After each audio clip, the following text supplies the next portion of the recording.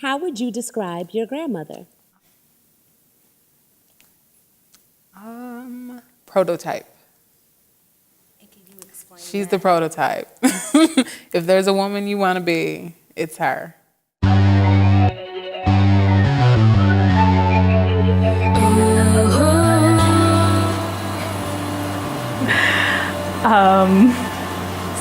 Boisterous is the word.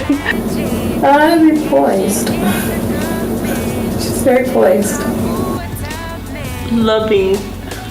That's a good one. Yeah, love, yeah. The camera loves us, Oscar doesn't. Fun. My grandmother In the kitchen. is really sure about who she is. See, she's telepathic. Call it black girl magic. Yeah, she's scared. You can just see this woman that is sure of herself. And I feel like that's queenly. In my generation, we wanted to work. Our husbands, at least mine did, said, well, you don't have to work, but I wanted to work, so it was up to me. My grandmother is just like gushing with personality. Back in that day, it was called coffee houses. That's what we go to, this place up in Old Town called the Fickle Pickle. And we thought we were so cool. I had so many jobs. I worked in, I think I worked in we called it at that time a 10-cent store, which is now like Target. But it was at that time Kresge's and Newberry's and things like that. I was pushed into being a career woman. At 18, giving birth to a child at 19. We didn't have anything. My husband at the time, he could get jobs, but he didn't have any commitment. He couldn't keep a job. So I had to start working. If we were going to survive at all, I had to start working. A crisis could go down, like she'll freak out, but yet she'll still handle it in a poised manner. Like she was a nurse, so she's trained to do that. Like blood squirt and everything's like, okay, hand me this, that, and the third, and then it's done. I decided to go back to school, which I was 43 years old. And so I had always wanted to be a nurse. So I decided I would go back to school, and I took the prerequisites, and then eventually I was admitted into the nursing program, and I graduated. I went to junior college, and it took me 5 years to do the prerequisites in nursing school, and I went back to school at 43. I graduated at 47. He would drive me to the bus stop from where I live over with my mom, and throughout all those long car rides, we would always have fun conversations and catch up about my day. I don't know, as old as I am, sometimes I still feel like a girl. I always think the word woman is like an older person, but I feel young at heart, so I feel like a lady. She was the first lady of Pleasant Gift Missionary Baptist Church. So she was a mother to many women. She was not just her own 4 daughters, but countless women and countless men and children. It was just something that I grew up in. When I knew myself, I was going to church. By my mother being a pastor's daughter, that's all she knew. And that's all I know. I don't know anything else but church. I feel like she puts a lot of people before her sometimes, which isn't always a good thing, but she's definitely willing to sacrifice her time and do stuff for other people. Once I finished my bachelor's degree, I'm working in the school system, and there was an opening at one of the schools in the system, and so I went to work there as a 3rd grade teacher.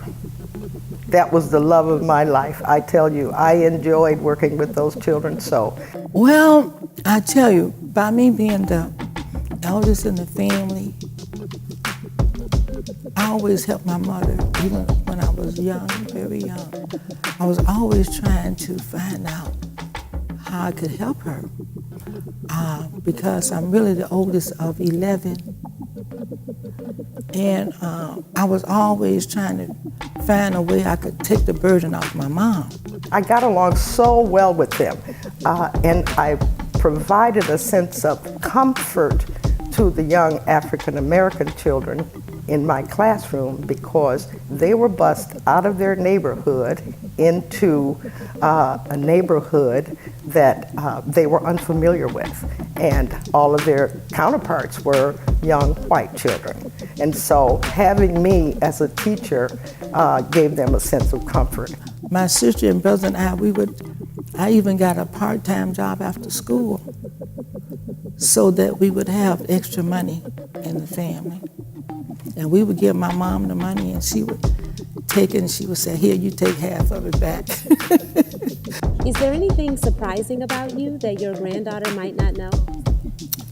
I don't know. She would have to answer that. I really don't know. Well, I would imagine there's a lot that Kaylin probably would not know. But